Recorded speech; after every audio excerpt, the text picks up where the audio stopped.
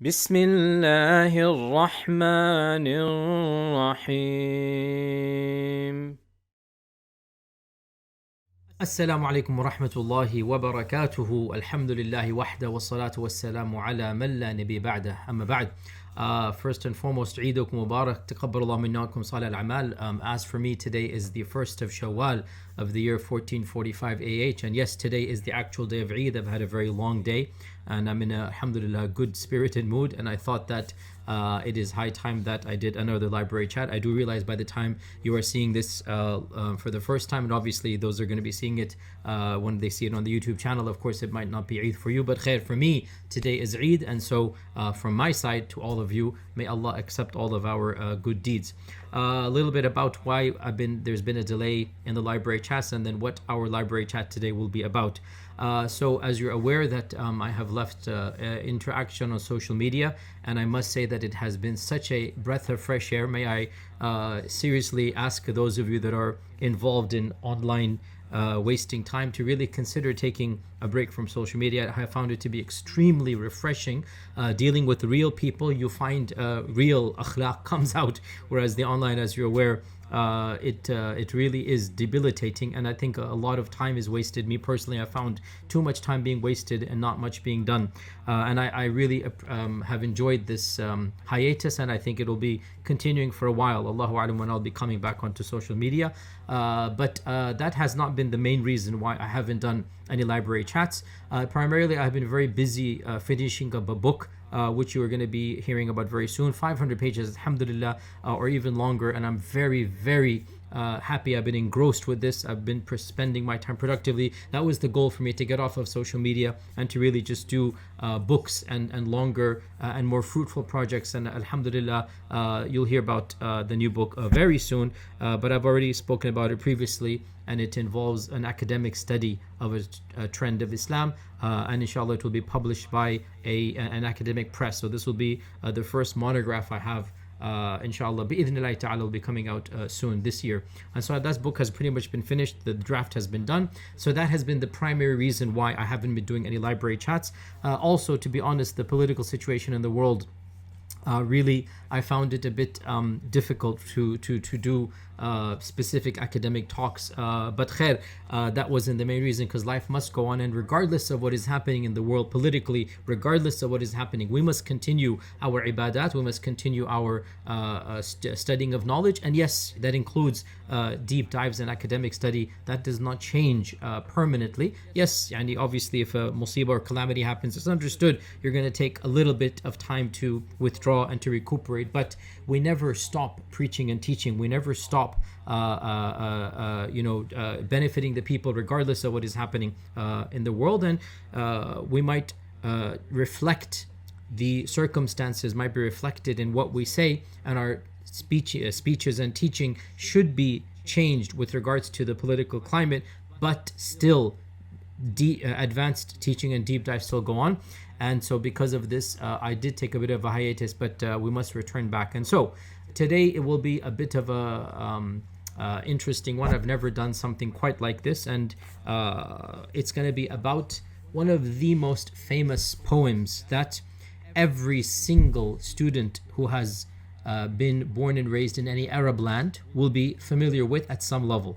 This poem that we're going to be doing very quickly, we're going to be doing this at multiple levels. So I'm telling you from the outset, we're going to be doing this at 3 levels. The first level, you don't need any background, and it'll just be a quick rehash in English of one of the most famous stories in Arabic. Every Arab from Algeria all the way to Iraq and beyond, every single Arab student that has gone through an Arab high school is aware of this poem, and the majority of them have been forced to study and memorize portions of it in their high school, i.e. this is required reading across the curriculums. And I really mean Tunisia, Algeria, Libya, Egypt, Saudi Arabia, Qatar, the Emirates, Oman, Baghdad, Iraq, the entire gamut of Arabic speaking countries. This poem is pretty much required reading in almost all of the high schools, and even in, I've seen some curriculums as well where it is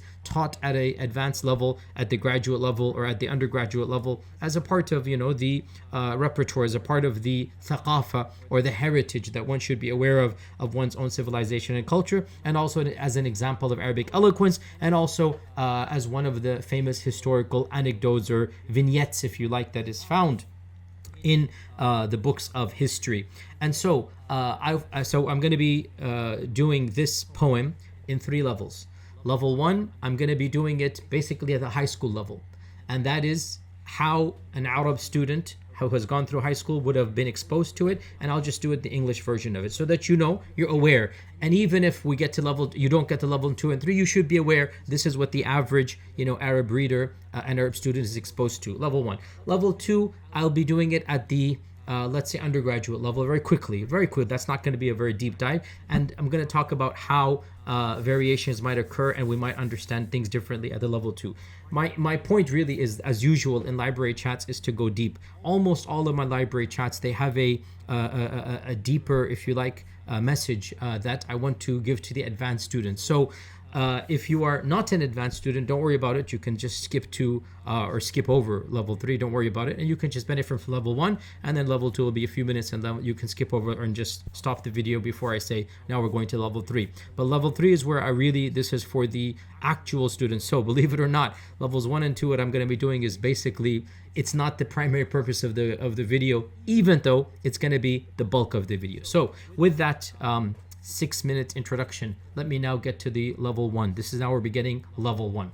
Now, what is level 1? Level 1 is a high school introduction. Level 2 is an undergraduate. Level 3 is where I'm going to go into the deep dive and analysis, where I'm going to have a deeper message. So level 1, what is level 1? Level 1 deals with a very beautiful story, an anecdote that is taught, as I said, in almost every single high school across the Arab-speaking world, and it deals with an encounter between Abu Ja'far al-Mansur, the founder of the Abbasid dynasty, and one of the most famous poets of early Islam, Al-Asma'i. Al-Asma'i is a Basran poet who interacted with great scholars like Shafi'i, perhaps even Ahmad ibn Hanbal and others, and he met with all of the icons of that era. Al-Asma'i dies around 216 Hijrah. 216 Hijrah, and that's around 800 or a little bit before 800, 740 I think CE. So Al-Asma'i, 216 Hijrah, is at the pinnacle of the beginning of Islamic sciences, the flourishing of Islamic sciences, and Al-Asma'i is known to be a polymath. He has written books on Arabic poetry, on Arabic philology, on Arabic grammar. He has written books about civilization and a little bit of history. He is also, believe it or not, a zoologist and a botanist. He actually writes about plants and animals, and he's just an observer of many different natural sciences. So Al-Asma'i is somebody who has a very high reputation as an intellectual and a polymath. And the story goes as follows, that Abu Ja'far al-Mansur, the famous Khalifa, the founder, one of the primary icons of the Abbasid dynasty, Abu Ja'far al-Mansur, it is said that his memory was so powerful that he was able to memorize a poem as soon as it was recited to him. And so he could recite it directly from as soon as he heard it, he had a photographic memory. If he heard a poem, he would recite it immediately. And there was in his entourage, in the palace, there was a young lad, a slave, who was able to memorize after the second time. And there was also a slave girl who was known for poetry, and she was able to memorize if she had heard something 3 times. So if she had heard it 3 times, then she would be able to memorize it. And so Abu Ja'far al-Mansur, one day he decided he's going to become stingy, and he would not reward the poets what they deserve. In the Islamic time frames, poets would have open sessions with the khulafa, and there would be competitions, and if the poetry was approved by the Khalifa, so the goal was then the Khalifa would give some money and the poet would go away happy. So Abu Ja'far al-Mansur one day became stingy and said, I'm not going to give any poet any money. So they said, how are you going to get out of it? He said, don't worry, I have a plan. Next time the poet came and recited a poem, Abu Ja'far al-Mansur said, what are you talking about? This is plagiarism. This is a well-known poem. And the poet would become indigent. What do you mean? I'm the one who wrote this poem. How can you possibly say that this poem has been written by somebody else? Abu Ja'far al-Mansur said, look, I know this already. And because he had already wanted to memorize the poem when he heard it the first time, and so he would recite it back. And then he would say, and in fact, you know what? Even the slave of mine knows it. And so that slave, because he'd memorized everything if he heard it twice, so he heard it once from al-Asma'i, once from the poet, not Asma'i yet, once from the poet, once from the caliph, and then he would say it. And then he goes, look, even this girl here. And then he would bring the slave girl, and the slave girl would recite the same couplet or the same poem. So the poet would go away mystified. How is this? I'm the one who wrote this poem. How could al-Asma'i and this random, ghulam and the slave girl, how could they all know this poem? So this happened a few times, and the news spread amongst the poets that what's going on here? That doesn't make any sense. And so it is said, al-Asma'i, this polymath, said, this is a matter that has been pre-planned. This is a trick that the Khalifa is doing, and I am going to break this trick. And what the Khalifa had announced, what was usually done in the past, was that the poem would be written on parchment, whatever, and so the Khalifa would say, whatever is the weight of the parchment, give the gold, in return. So however much the poem weighs, if it's a short poem, if it's a long poem, depending on that, the gold or the silver would be given. So al-Asma'i decided to trick the Khalifa, and al-Asma'i he said, I'm going to prepare a poem that nobody can possibly memorize. And this poem is considered to be, this is how it is taught in high school. So remember, this is level 1. It is said to be the most eloquent or the most difficult poem ever written. And it is mentioned as a part of the legacy of al-Asma'i. And so al-Asma'i said, I'm going to trick the Khalifa. So what did al-Asma'i do? Al-Asma'i went in disguise. He put on a turban and he wrapped it all around himself because the Khalifa would recognize him. So he went as if he's a Bedouin. He dressed up in a very different manner, and he kind of partially covered his face, which was common at the time. If you were from a particular area, you would be covering the face even as a man. And so he did this. He dressed up in that garb, and he was granted the audience. And he said, I have a poem, but remember the condition that if it is a new poem and you like it, you must pay me its weight, how heavy it is. And the Khalifa said, yes, indeed, I will do that. And so he composed this famous poem, which is called the Song of the Nightingale, the Song of the Nightingale. And I will quickly recite it, I don't have a melodious voice, but I will just quickly recite it in whatever voice I can, and the translation hopefully will be coming on your screen, and we'll go over it. And all of this is level 1, as I said. Then after we're done, we're going to quickly go over level 2, and then the point really of the whole library chat is really the level 3. So how does this poem begin? This is the Song of the Nightingale by al-Asma'i. Al-Asma'i said, صوت صفير البلبل هيج قلب الثمل الماء والزهر معا مع زهر لحظ الموقل وأنت يا سيد لي وسيدي ومولى لي فكم تيمني غزيل عقيقلي قطفته من وجنة من لثم ورد الخاجل فقال لا لا لا لا, لا وقد غدا مهروني والخود مالت طربا من فعل هذا الرجل فولولت وولولت ولي يا ويللي فقلت لا تولوني وبين اللؤلؤ لي قالت له حين كذا انهض وجد بالنقل وفتية سقونني قهيوة كالعسلل شممته بآنافي أزكى من القرنفل في وسط بستان حلي بالزهر والسرول لي والعود دندن لي والطبل طب لي طب لي والسقف قد سقسق لي والرقص قد طاب إلي شوى وشاهش على ورق سفرجلي وغرد القمر يصيح مللا في مللي ولو تراني راكبا على حمار أهزلي يمشي على 3 كمشية العرنجل والناس ترجم جملي في السوق بالقلقال والكل كع من خلفي ومن حويللي لكن مشيت هاربا من خشية العنقنقل إلى لقاء ملك معظم مبجل يأمرني بخلعة حمراء كالدمدم لي أجر فيه ماشيا مبغددا للذيل أنا الأديب الألمعي من حي أرض الموصل نظمت قطعا زخرفت يعجز عنه الأدبل أقول في مطلعها صوت صفير البلبل. Now, obviously, you can find this in much better voices online. Literally, just Google on YouTube, Sawtu Safir al-Bulbuli, the Nightingale song, and you will find people in much more melodious voices than mine.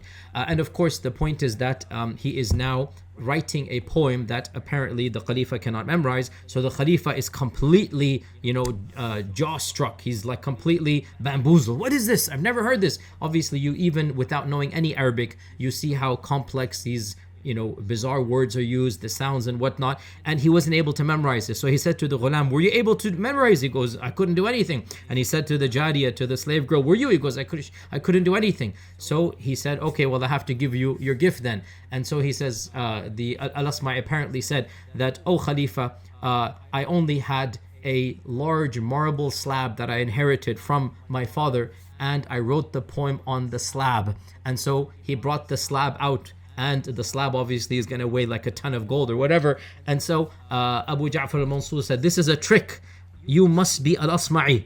And so Al-Asma'i unveiled himself, and he goes, indeed, I am Al-Asma'i. And Khalifa, you have to honor me by giving me the gold. And the Khalifa said, I cannot do this. So, because obviously it's a ton of gold. So Al-Asma'i said that, in that case, I have one request, and that is you start giving the poets their share and stop tricking the poets. And so Abu Ja'far al-Mansur agreed to this condition, and things came back to normal. Now, very quickly, as usual, all Arabic poem, and this might be a shock to those of you that have never studied Arabic poem, Arabic poems are almost always romantic. There's always a romance, there's always a ghazal. And by the way, this is even pre-Islamic, early Islamic, this is the reality of poetry. Again, people, this is how it is, and you just have to realize that it is what it is, that even a lot of times the poetry that we find of the early Umayyad and the Abbasid era that is written by mainstream Muslim scholars and whatnot, there's always a ghazal, and that is how it is.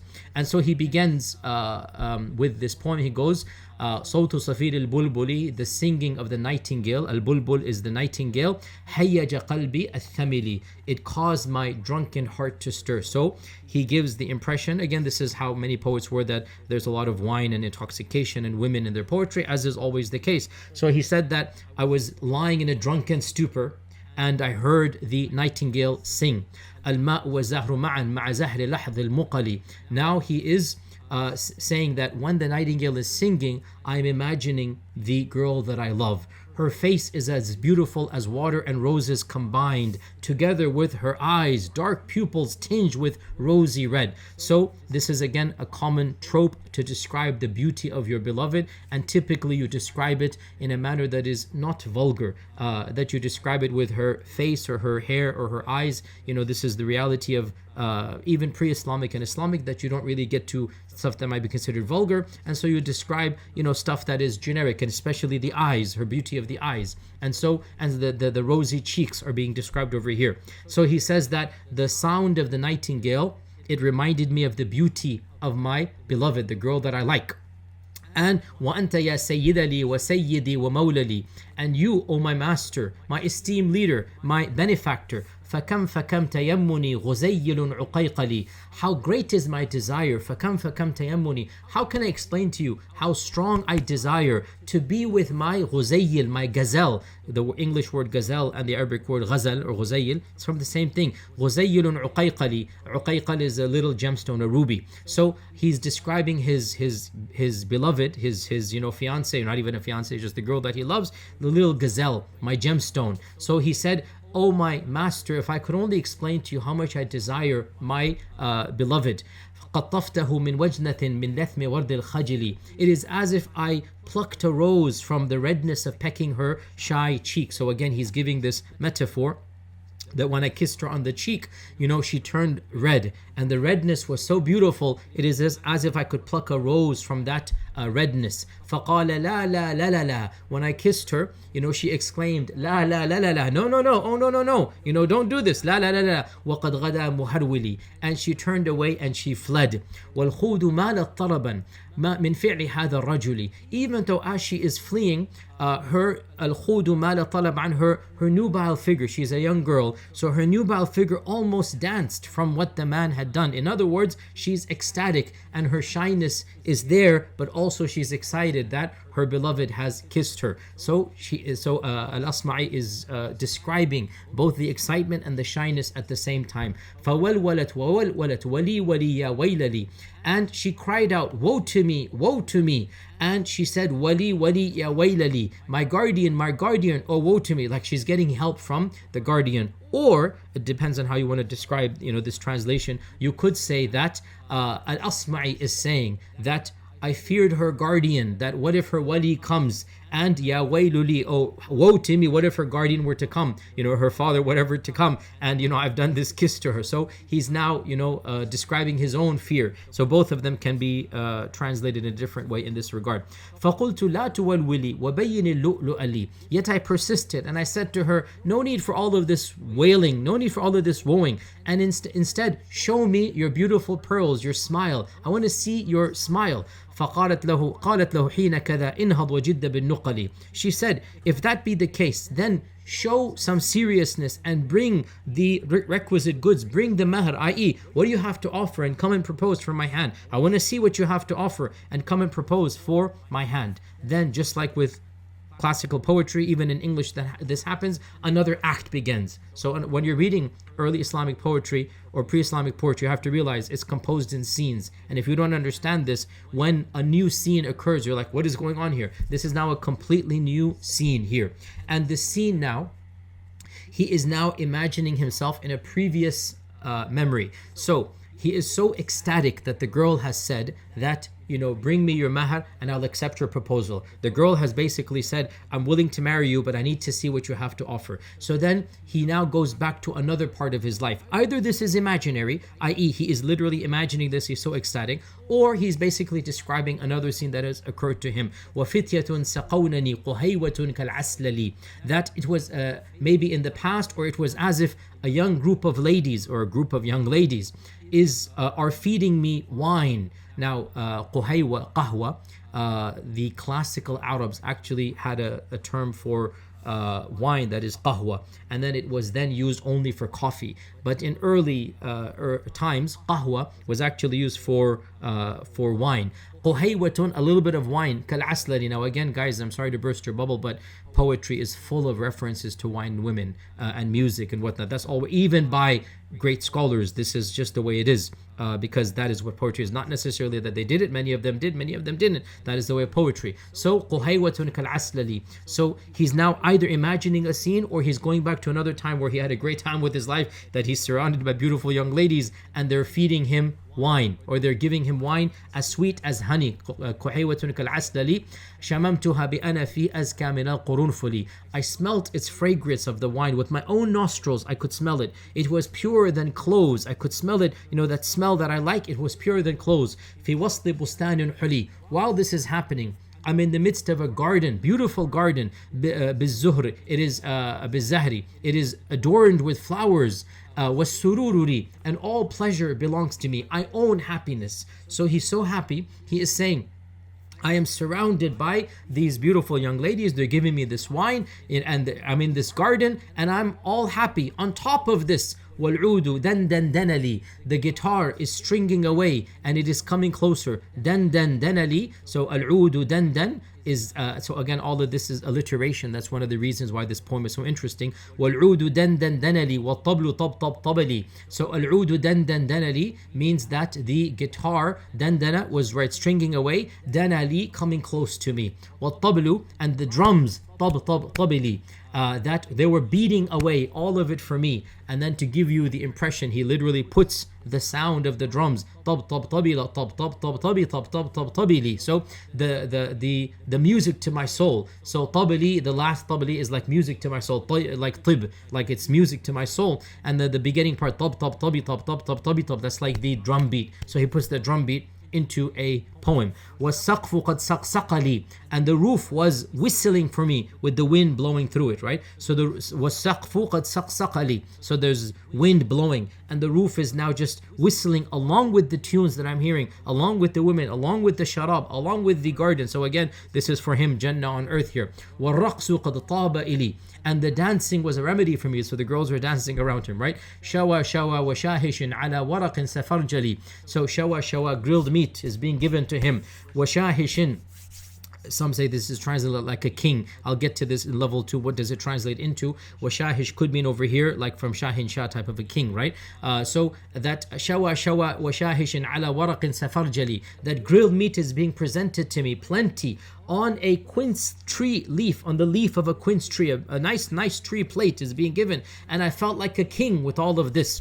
وَغَرَّدَ الْقَمَرِ يَصِيحُ مَلَلًا فِي مَلَلِ, and the dove itself is singing. So al-qamari is the dove, the beautiful bird. يَصِيحُ وَغَرَّدَ الْقَمَرِ يَصِيحُ, and that the dove itself is singing in its ululation. Malalan fi malali, adding even more delight to the delight that I was in. Now this is scene number 2. We finish in scene number 2. Now we go to scene number 3. Scene number 3 is the current state where he is most likely going to the king. So he's describing now he's going to the king. So now he's going to the king. So the girl has accepted his proposal. He was so happy. He gives this act 2, surrounded by young ladies being fed wine in this garden that has all of the things around it. And he then says, act number 3.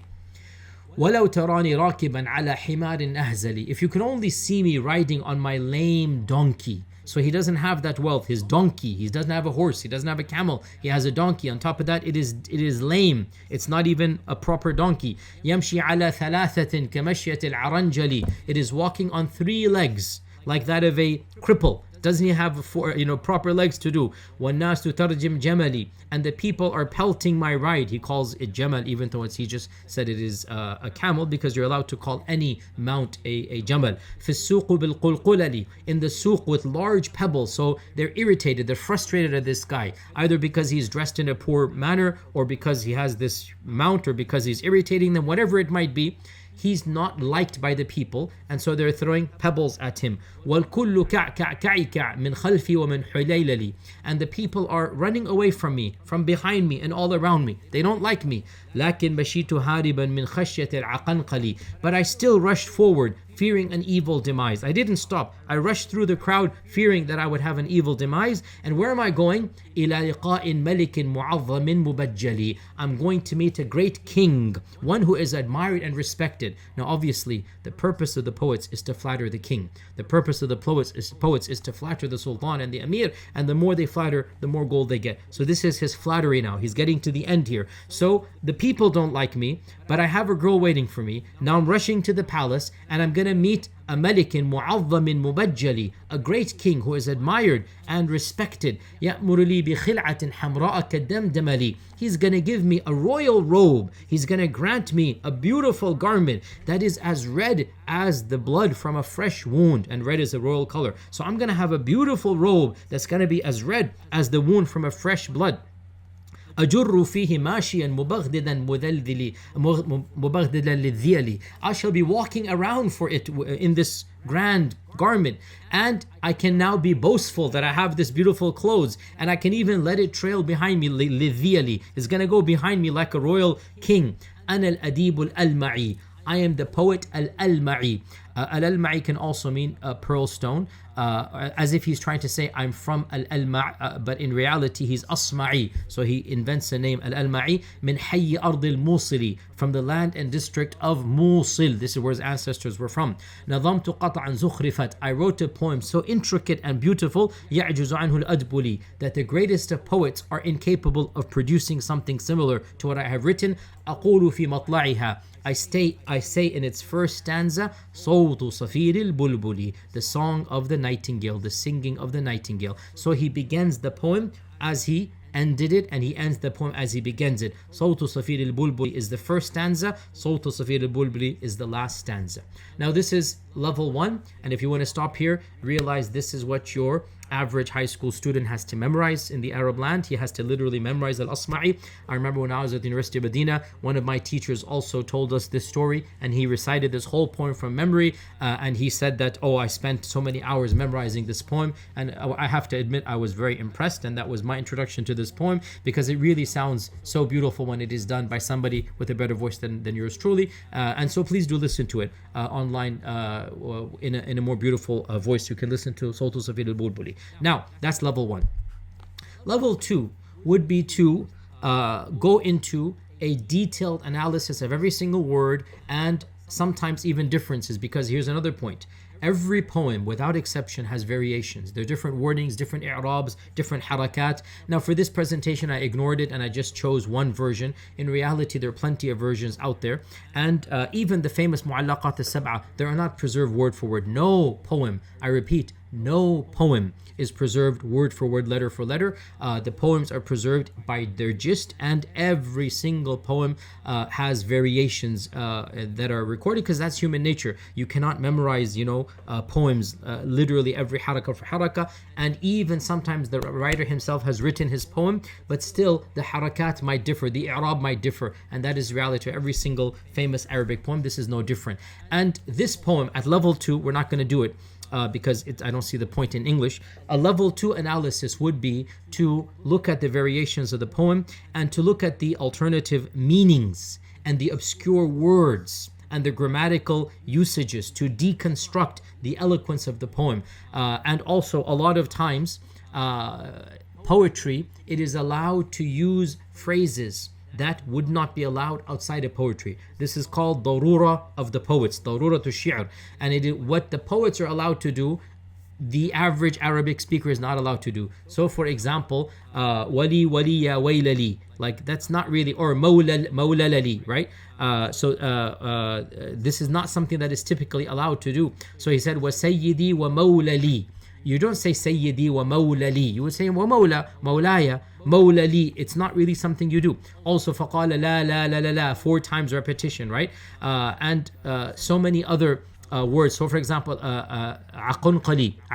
It's nobody knows what it means. I already said shawa wa shahishin. The word wa shahish, nobody, it's not a pure Arabic word. It seems to be taken from another language and Arabicized, right? You have different meanings of, if you are serious, wajidda bin nuqali, then bring me a nuqal. Be serious and bring me a nuqal. What is a nuqal? It could mean food, it could mean a mahar, it could mean furniture. Again, all of this is level 2.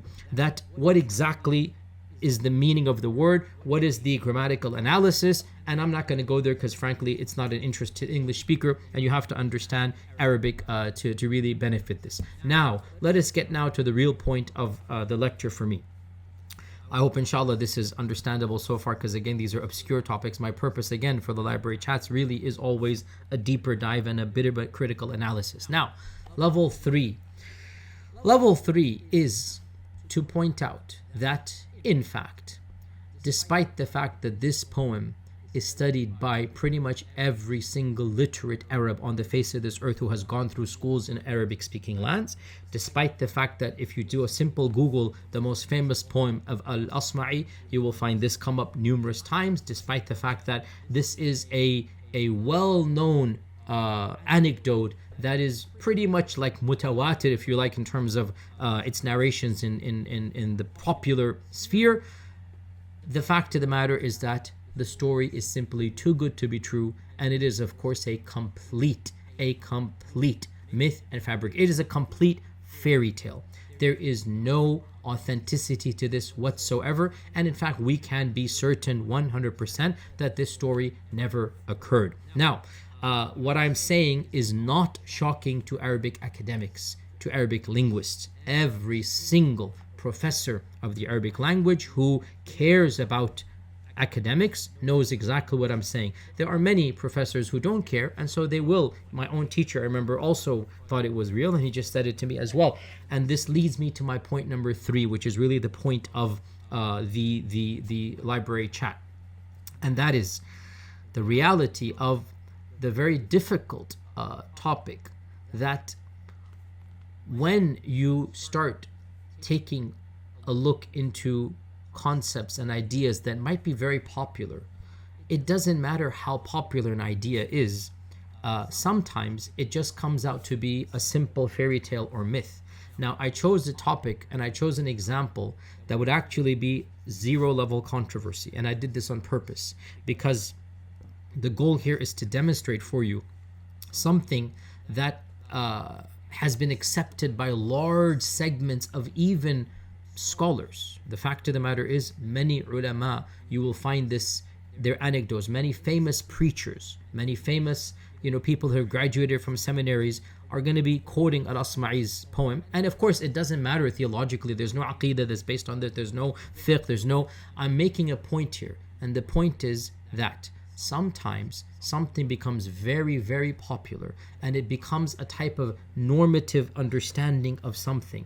And yet, when you do a deeper dive, you actually find out that they might not be true, or there might be alternative understandings. Now, in this particular case, it's actually very, very easy to demonstrate that this poem is a complete fabrication.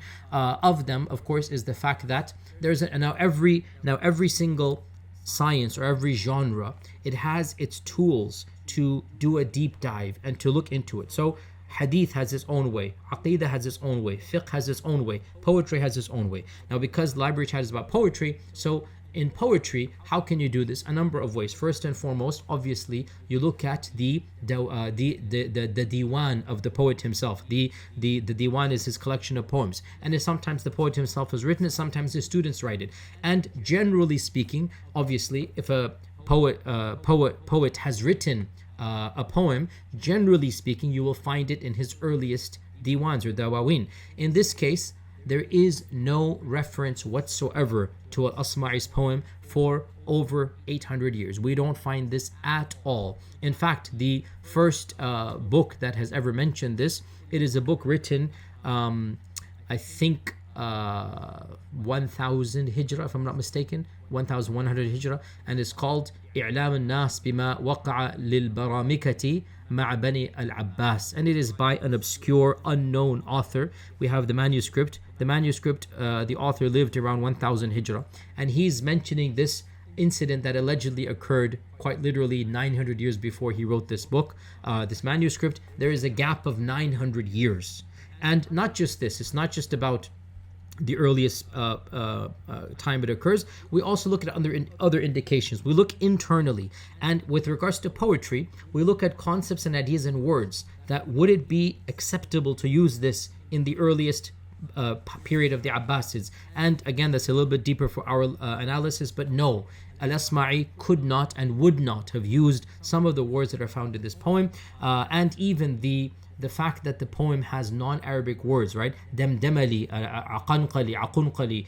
These are non-existent words. Shawa, shawa, wa shahishin. There is no Arabic word. And Al-Asma'i was a proud Arab in his own way. He was very proud of his culture in a halal manner, inshallah.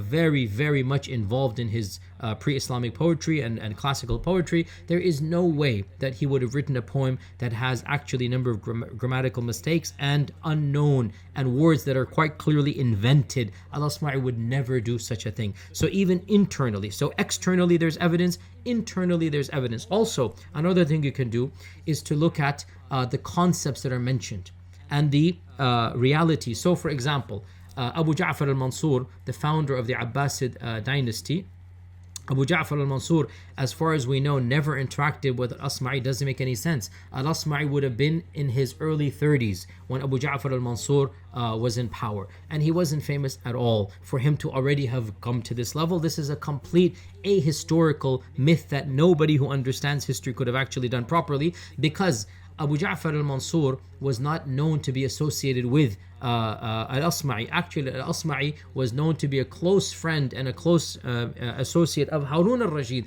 Harun al-Rashid is the grandson of Abu Ja'far al-Mansur. Harun al-Rashid is coming 30 years later when Al-Asma'i is in his 60s. Now he has a relationship with Harun al-Rashid. So to claim that when he was in his 20s and 30s he had a relationship, this is again nonsensical. So you look at the content of the poem and you look at whether the internal structure and the internal concepts and the internal wording, would it match what is being ascribed to. And to give you a little bit more controversial example, but again this is a factual example. There is a famous poem allegedly attributed to Hassan ibn Thabit radiyallahu an, in which it is alleged that he said that when he versified, he said كأنك خلقت كما تشاء, that you have خلقت مبرأة من غير عيب, that you have been created without any flaw. as if you have been created the way you desire to be created, right? Now, I'm sorry to again burst your bubble, but again, this is simply factually speaking. This is not an authentic poem of Hassan al-Thabit. It cannot be an authentic poem simply because the content of this notion of perfect creation, and you are creating yourself as you desire to create yourself, it is impossible that these sophisticated theological notions would have been prevalent, in that time frame, in that society. These are concepts and constructs that are coming 400, 500, 600 years later. The notion of a purity of creation and the notion of you have been created in this form and whatnot, you don't find this in this time frame. It is simply impossible. Now, that's not the only evidence. There's other evidence as well that this poem cannot be from Hassan ibn Thabit, but again, it's clearly not. And the motif of being created as you yourself wish in perfect form, this motif, it is clearly stemming and emanating from a time and place far after the first generation of Islam in Medina and Mecca. And this is just one example, internal inconsistency. Now, but again, go back to our example of Al-Asma'i and of Sawtu Safir al-Bulbuli. This story is a simple and clear-cut, indubitable example of why just because something is popular, just because something is normative, just because something is accepted, it doesn't mean it has to be a fact. And this poem, if you were to tell your average, person who has again studied it since childhood that this is a fabrication, your average, even well-read Arab, in fact, your average Shaykh, again, this is the way they are. If you would tell them that this is a factually incorrect poem, they would scoff at you. What do you mean? Everybody says it's his. This is reality. Like I said, for the record, every serious academic, whether they're Arab or non-Arab, every serious scholar who is more interested in the integrity of the discipline will tell you this is a fabrication. There's no two opinions about this. It's common sense, actually. Again, even the story, if it's too good to be true, usually it is not true, right? Even the story itself, it reeks of fabrication. But it is actually disconcerting to find how popular it is. And in fact, again, how mutawatir it is. Now, this leads me to the deeper point, and I'm not going to give any other examples because the goal is to cause you to think about this, right? And that is that the deeper point, and this is my level 3, and we're going to conclude on this point, is that generally speaking, in these types of books of history and hearsay and just popular culture, a lot of what you find, generally speaking, there is little to no actual evidence, and in fact, in all likelihood, a lot of hearsay and a lot of popular tropes and a lot of popular statements that one finds that we are raised up on. In reality, if you go deeper into this, we find them to be simply without any basis whatsoever. And of course, when it comes to Arabic poetry, the reality is, who cares? And I agree, who cares? The problem comes that when you go to other genres of knowledge, when you go to things that are more important, and lots and lots and lots of people are taught something and they say it, and somebody comes along and figures out or researches and is like, hey, hold on a sec, even if all of these people are saying it, the reality is that when you really go back, there's just no basis for this statement. And this is where, again, it gets extremely difficult to for the serious researcher. The question arises, should you start bursting popular myths, or should you let the people believe that which maybe, they're just hearsay and there's not much harm to it? But again, the problem comes, what if there is harm to it? And so this is where I'm going to leave over here, and that is the goal here, is to be brave enough to do your own research and to choose, which subjects do you want to go do a deep dive in, and which areas where do you think it is wise to be a bit more blunt, or is it wise to let people believe what they want to believe? This is where, again, it gets very difficult here, and we have to look at our own internal biases. Just because a lot of people say something, and just because they are good people, it doesn't mean what they're saying is correct 100%.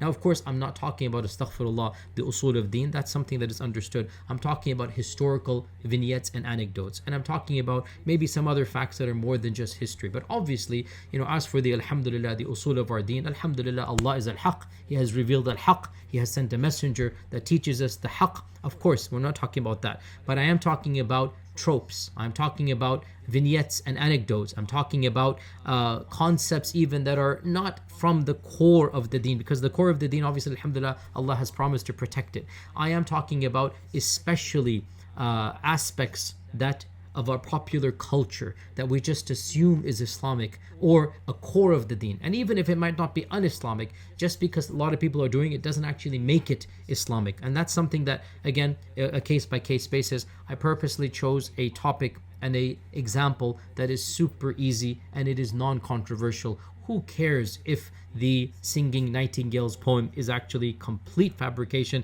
It doesn't change anything. However, there are other anecdotes and other issues that sometimes it does cause some disconcertion, and perhaps even more than this. And the point here was to illustrate something as clear-cut as a well-known fabrication amongst academics. It is the curriculum of so many places of learning across the Muslim world. It is in the standard curriculum.